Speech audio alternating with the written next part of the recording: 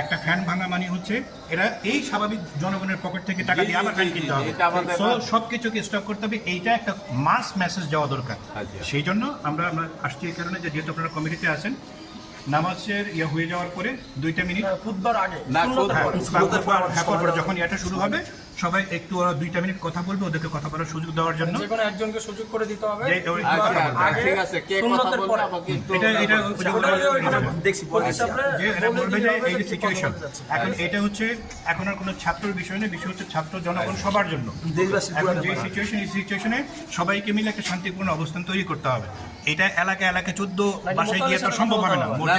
হ্যাঁ, মসজিদে তো আপনি সেক্রেটারি, আপনি দায়িত্বশীল ব্যক্তি, সো আপনি এই জিনিসটা নেবেন এবং কাউকে কথা বলার সুযোগ করে কথা দিবেন। বলি যে আমাদের এই যে মসজিদের তাকওয়া মসজিদের সম্মানিত সেক্রেটারি সাহেব আব্দুল সাত্তার সাহেব, সে অনেকদিন যাবত এখানে সেক্রেটারির দায়িত্ব পালন করতেছে। তো আশা করি সে